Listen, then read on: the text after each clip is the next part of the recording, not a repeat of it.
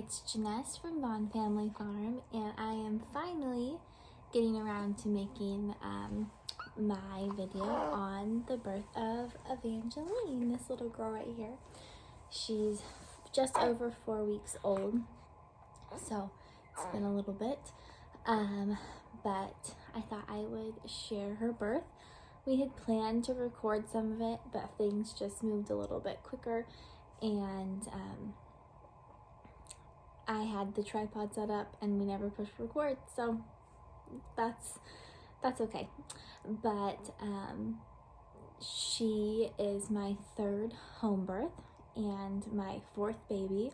Our family has been blessed by adoption, so she's baby number 4, but third home birth.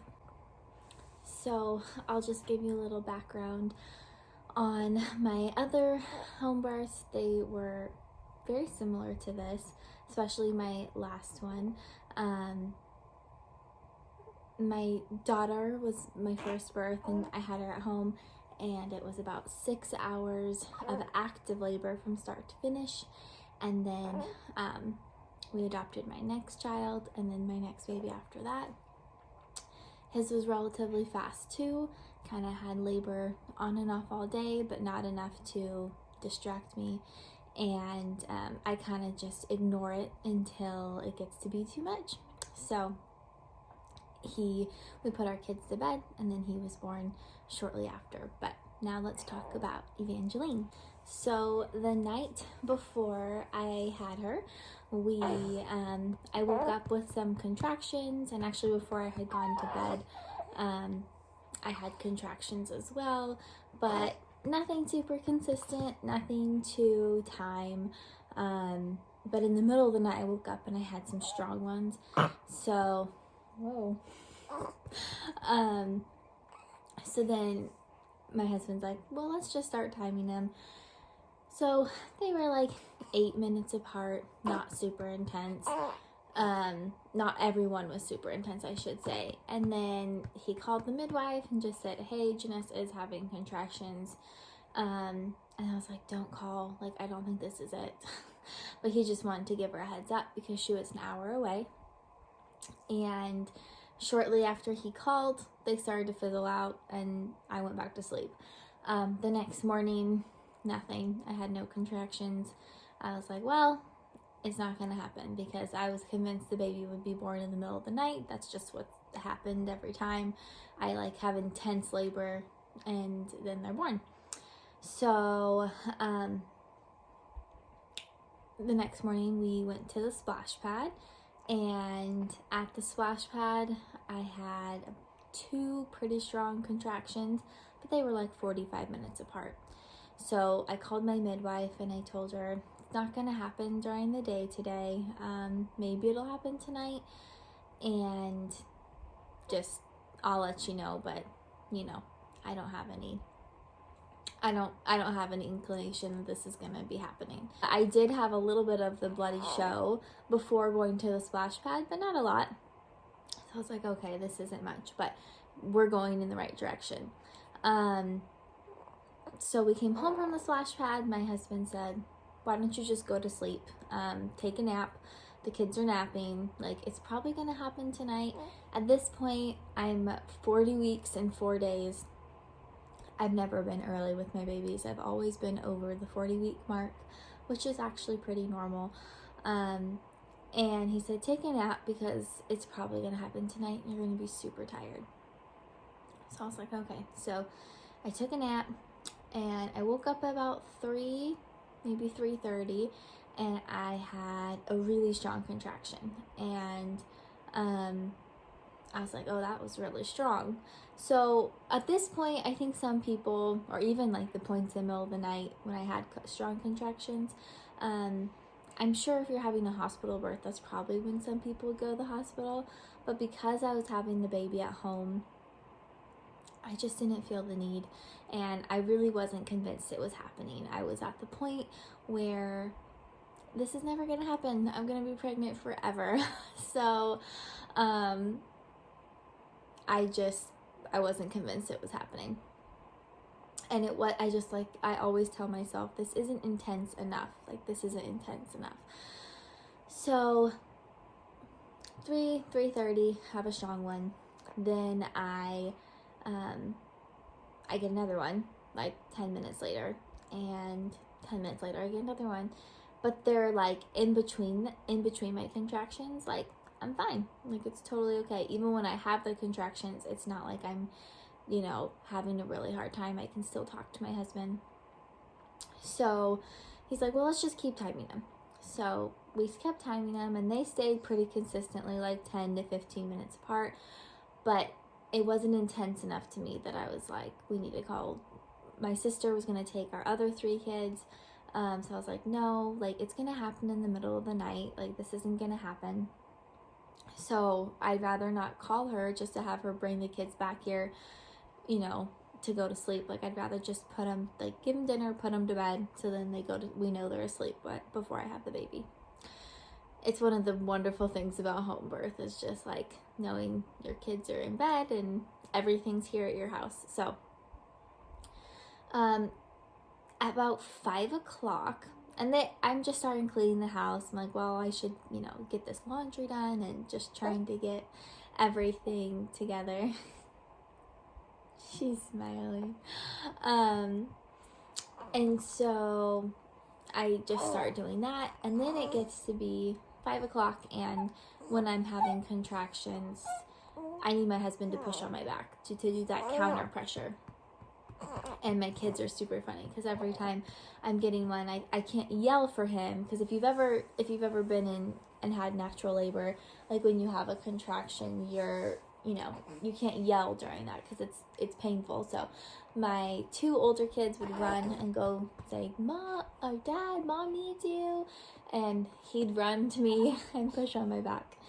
And so he was like, Janessa, I think this is gonna happen. And I'm still like, no, it's not. So he's like, I'm just going to call the midwife. Like, I would rather be safe than sorry. So he calls her about 5 o'clock. She didn't end up getting here till about 6 o'clock. And Evangeline was born at 6:34, so 34 minutes later. So from 5 o'clock on, it went like really quickly. I was having it was like boom, boom, boom, back-to-back contractions.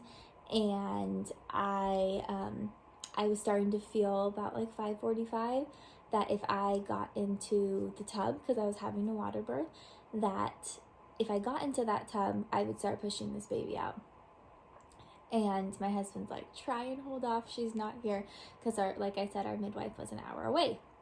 So right when she gets here, or actually right before she got here, I'm like, I cannot wait any longer. Like, I'm gonna get into the tub. So I got into the tub, and I immediately felt like everything stopped, which it's one of the nice things about being in the tub. I've only ever had water births, and it really helps you just relax, and you just feel a lot better as much as you can when you're, I didn't know at the time, but I was fully dilated, so I was 10 centimeters dilated and about to start going through transition. So my midwife gets here, and I ask her, like, do you want me to get out? Like, it's kind of stopped now, so, because I'm still, like, under the impression I'm not really in labor. And my husband always is like, Janessa, you always think that you're not in labor, because I'm like, this isn't intense enough. Like, this isn't intense enough. Which, in reality, like, it is super painful, but I don't know. I just convinced myself it's not happening. So she was like, yeah, get out. And, they listened to the baby. Actually, they listened to the baby while I was in the tub. Make sure everything sounds good. She sounded great. We actually didn't know her gender till she was born. So that's super fun. And she checks me, and she said, you're a 10. So if you're feeling like you need to push, then go ahead and, get in the tub and you can start pushing. So I thought by the time I was in the tub, I thought I was in there for like an hour. Like I felt like it was a long time. In reality, I got in there, the second time I got in there after she had come, it was about 15 minutes later she was born, so, or maybe 20 minutes later, because they said I got back in the tub about 6:10 and she was born at 6:34. So it wasn't that long, and it just felt like that long, because when you're pushing out a baby, it feels longer because it's so intense. That's the part I really don't like, is the pushing out, which I think a lot of women that have had natural childbirth without any pain medicine can attest to. So I get back in the tub, and I'm convinced she's stuck, because I'm like, I've been in here so long. My midwife is like, she's been doing this forever. She's seriously delivered so many babies. And she's like, nope, I'm on your back. Women get this purple line on their back when they're, the baby's coming down, or something like that. And she said, and we see it. So, when you feel the urge to push, like, fill your lungs and push out. So I did that, and I had to change positions a couple times, because I was like holding on to my husband at the side of the tub. And I need to get more like on all fours to open up a little bit more. So I pushed for about 15 minutes, and then she came out. And I remember my midwife telling my husband, okay, so when she comes out, I'll let you announce her gender. And so she came out, and my husband announced, it's a girl. And at that point, I'm just like relieved. The baby's out, she's crying, and everything's good. And then my other 3 children were right there when he announced that it was a girl. And they heard her first cry. It wasn't at all how I envisioned it. I didn't really think they were going to be there and they were going to come home or wake up to their new sibling being born. But it was really special that they were all there. So I turned around, and they put her immediately on my chest, and I'm just kind of like in shock. Like, we did get a couple pictures, but I'm just like in shock, because if you've had a natural childbirth, or if you're wondering, you get like the adrenaline type rush afterwards, and I always get super, super shaky. So I was just like really, really shaky, and just so grateful that she was here, and so grateful to have another daughter, because now we have 2 girls and 2 boys, which is so perfect. And my daughter had prayed for a sister every single day of my pregnancy, and even before. So I was just so grateful that God answered that prayer. So got out of the tub, got on the bed, delivered the placenta shortly after, and it was really good. Like, it was fast. So from start to finish of intense labor, it was like an hour and a half, which is crazy. I don't necessarily count the night before or the morning, because it wasn't like it's, like I couldn't sleep.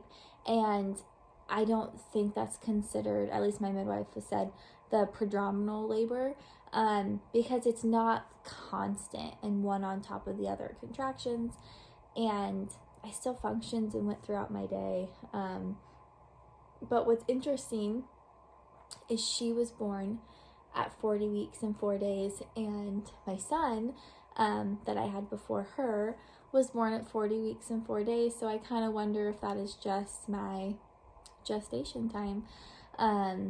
It feels like a lot longer when you're waiting that long. So that is the birth. She was 8 pounds, 4 ounces, 21 inches long.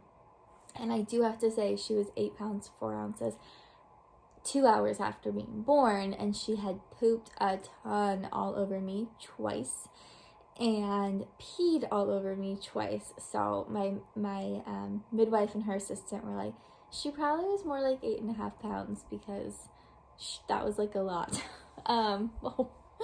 So, but I don't get credit for that, because she wasn't, it's not like in the hospital, I would imagine. I know from people who have had hospital births that they take the baby right away and weigh them. And that's not how it is with the home birth. It's very relaxed, and they're on your chest, and they're nursing and doing skin to skin, and weighing them and measuring them is the last thing that they're thinking about. They're listening, they'll listen to their breathing on you and make sure that they look good, and they still do the APGAR score and all of that, but it's just much more relaxed and peaceful. I can imagine, because like I said, I've never had a hospital birth, so I don't have anything to compare it to. I will say I'm not someone that I ever thought had like a super high pain tolerance, but I've had 3 babies at home without any medication. I do take an ibuprofen after they're born. The cramping after every time just gets so much worse. So the cramping down of your uterus, those cramps just got way more intense this 3rd time, and I'm told from friends who have had more children than me that it just keeps getting more intense. So that's something to keep in mind if you're having more children or you're attempting an unmedicated birth and all of that. So yeah, overall it was a really good experience, and our first baby born in Tennessee. Okay, let's see. I'm going to ask you some questions because you got to be there when she was born. Yeah, can I tell them some stuff? Mm-hmm. So I got to hear her first cry. Me and Solly were jumping around out there because we heard her first cry. We knew she was there, and we ran in. We saw her right when she came out, and we loved it. So I was like, Mom, if you're having contractions this morning, you gotta have the baby. Like, you're gonna have the baby. You're gonna have the baby. I just know it. So that was pretty fun. That wasn't what I was expecting or anticipating them to be here, but it's pretty special that they got to see her right from the time she was born and find out that it was a little girl, a little sister. Yes, so thank you for watching it. And that was the birth of Evangeline. This little